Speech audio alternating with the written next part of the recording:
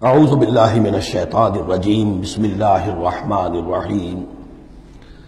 سورہ نحل میں ہم نے دیکھا تھا کہ پہلے اللہ تعالیٰ کی خاص خلاقی کی علامات، اس کے خاص جو بھی اس نے تخلیق فرمایا ہے مختلف اعتبارات سے ان کی نشانیوں کا تذکرہ کر کے ان فی ذالک لآیہ، یہ ہم نے سورہ شعراء میں بھی دیکھا، لیکن وہ تاریخی اعتبار سے تھی نشانیاں، اور جو ہیں آفاقی انفسی آیات الہیہ ان کے حوالے سے سورۃ النحل میں یہاں مضمون وہی ہے، لیکن شروع میں کیا جا رہا ان من آیات ہی، بعد میں تذکرہ ہو رہا ہے اللہ تعالیٰ کی اس خلاقی یا خاص اس کی جو بھی رحمت کے مظاہر ہیں ان کا، اور اس کی آیات میں سے ہے کہ اس نے تمہیں پیدا کیا مٹی سے اور پھر تم انسان بن گئے ہو کہ جو زمین میں پھیلے ہوئے ہو۔ ومن آیات ہی، اس کی آیات ہی میں سے یہ ہے ان خلق لکم من انفسکم ازواجا، کہ تمہارے لیے تمہاری نوع ہی میں سے تمہاری بیویاں بنائی، جوڑے بنائے، لتسکنوا الیہا، تاکہ تم ان کی طرف سکون پکڑو، وجعل بینکم مودۃ ورحمہ، اور یہ کہ تمہارے مابین ایک دوسرے کے لیے محبت اور رحمت پیدا کر دی۔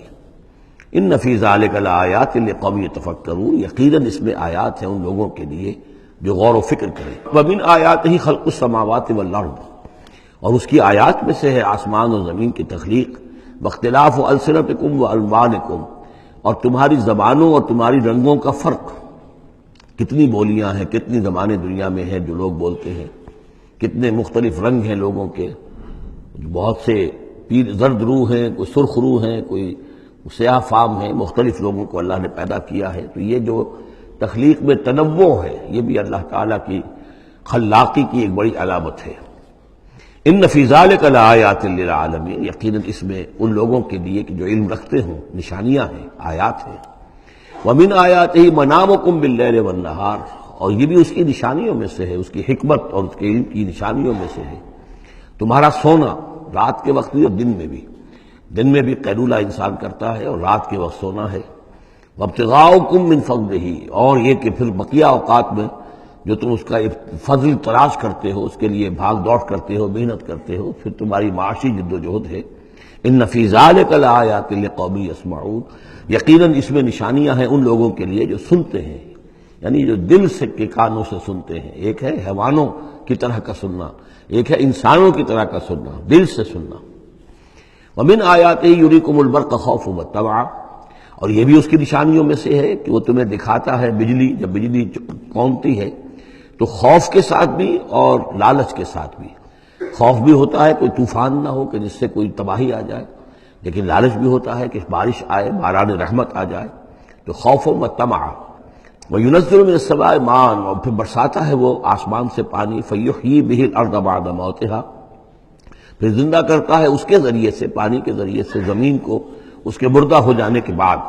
ان فی ذلک لآیات لقوم یعقلون، یقیناً اس میں نشانیاں ہیں ان لوگوں کے لیے جو عقل سے کام لیں۔ ومن آیاتہ ان تقوم السماء والارض بامرہ، یہ بھی اس کی نشانیوں میں سے ہے، اس کی قدرت ہے کہ آسمان اور زمین اس کے حکم سے قائم ہیں۔ یعنی یہ سارا جو اجرام سماویہ ہیں، یہ بڑے بڑے کرے ہیں، بڑے بڑے، آج جو ہمیں بتایا جاتا ہے کہ کتنے بڑے سائز کے، ہمارا سورج بیچارہ ان کے سامنے بہت ہی معمولی سی شے ہے، اتنے بڑے بڑے ستارے موجود ہیں، سٹارز موجود ہیں، ان سب کو اپنی اپنی جگہ پر اپنے اپنے مدار میں کس نے تھاما ہوا ہے۔ ثم اذا دعاکم دعوۃ من الارض، پھر جب وہ تمہیں پکارے گا، بس ایک ہی دفعہ کا پکارنا اس کا ہوگا، تم زمین سے اذا انتم تخرجون، تم نکل پڑو گے۔ یعنی اللہ تعالیٰ کی جو شان ہے یقول لہ کن فیکون، اسی طریقے سے اس وقت بھی اللہ کا بس ایک حکم کافی ہوگا۔ وَلَهُ مَن فِي السَّمَاوَاتِ وَالْأَرْضِ، اور جو کچھ بھی آسمان اور زمین میں ہے اسی کا ہے، اسی کی ملکیت ہے۔ کل لہ قانتون، سب اسی کے حکم کے تابع فرمان ہیں۔ وَهُوَ الَّذِي يَبْدَأُ الْخَلْقَ ثُمَّ يُعِيدُهُ، وہی ہے جو پہلے پیدا کرتا ہے، پہلی بار تخلیق فرماتا ہے، پھر اس کو دہراتا بھی ہے، یا دہرائے گا، تمہاری تخلیق دہرائے گا کہ دوبارہ تمہیں پیدا کرے گا۔ وَهُوَ أَهْوَنُ عَلَيْهِ، اور وہ اس پہ زیادہ آسان ہے، زیادہ ہلکا ہے۔ یہ بات پہلے بھی عرض کر چکا ہوں کہ قرآن یہ دلیل لاتا ہے کہ کسی بھی کام کو پہلی مرتبہ کرنا مشکل ہوتا ہے، دوسری مرتبہ کرنا آسان ہے۔ ایک مرتبہ کیا ہے، اس کی جو مشکلات ہیں اس کو اس نے حل کیا ہے، دیکھا ہے، یہ ہمارا تجربہ ہے۔ پہلی مرتبہ کوئی کام کرنا مشکل ہوتا ہے، دوسری مرتبہ وہی کام کرنا نسبتاً آسان ہے۔ لیکن تمہاری سوچ الٹی ہے، تم کہتے ہو اللہ کیسے پیدا کر دے گا دوبارہ؟ بھائی اس نے پیدا کیا تمہیں پہلے یا نہیں؟ یا تو یہ کہو کہ کوئی پیدا کرنے والا ہے ہی نہیں، وہ ایک علیحدہ بات ہو جائے گی۔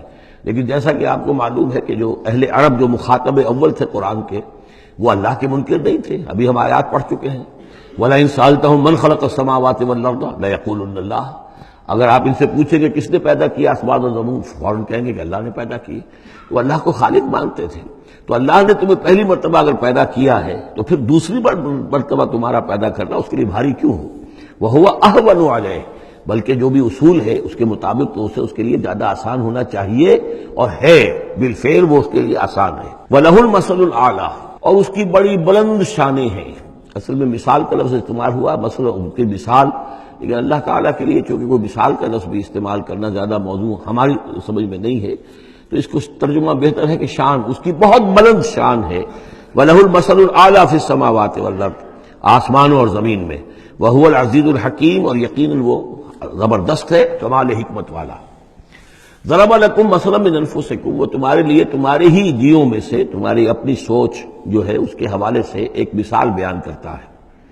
هل لکم مما ملکت ایمانکم من شرکاء فیما رزقناکم فانتم فیہ سواء، کیا تمہارے لیے جو تمہارے ملک یمین ہیں، غلام ہیں، لولیاں ہیں، کیا وہ شریک بھی بن جاتے ہیں تمہارے اس چیز میں کہ جو ہم نے تمہیں رزق دیا ہے؟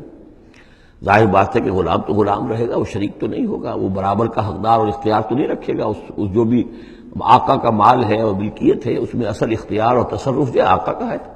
غلام تو جو بھی اس کو حکم دیا جاتا ہے وہ بجا جاتا ہے۔ فانتم فیہ سواء، کیا یہ ہو سکتا ہے کہ تم اور تمہارے غلام جو ہیں، تمہارے ملک یمین، وہ برابر ہو جائیں اختیار میں، ملکیت میں؟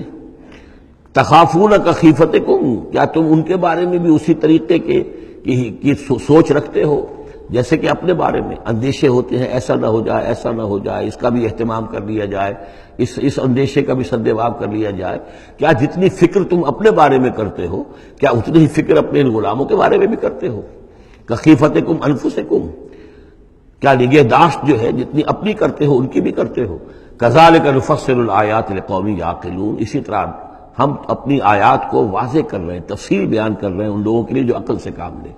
یعنی یہ کہ باقی جتنے بھی ہیں جن کو تم نے چھوٹے معبود مانا ہے، تم خود مانتے ہو چھوٹے معبود ہیں، اللہ بڑا معبود ہے، خالق حقیقی صرف وہ ہے، تو یہ کیسے برابر ہو جائیں گے؟ اور کیسے تم نے یہ سمجھ لیا ہے کہ ان کی سفارش جو ہے وہ بائنڈنگ ہو جائے گی اللہ پر، اور یہ تمہیں اللہ کی پکڑ سے بچا لیں گے؟ یہ تم نے جو تصور کیا ہے خود اپنے اوپر قیاس کرو، تو کیا تمہارے غلام جو ہے وہ تمہارے برابر ہو جاتے ہیں؟ تو یہ جتنی بھی تم نے گھڑ لی ہیں معبود اپنے، یہ بھی سب مخلوق ہیں، چاہے وہ من گھڑت ہیں تمہارے جن کی کوئی حقیقت ہے ہی نہیں، اور چاہے یہ کہ وہ ملائکہ ہوں یا انبیاء ہوں یا اولیاء اللہ، وہ سب مخلوق ہیں۔ تو اللہ کے لیے تو سب غلام ہیں، تو اللہ کے برابر کیسے ہو جائیں گے؟ صدق اللہ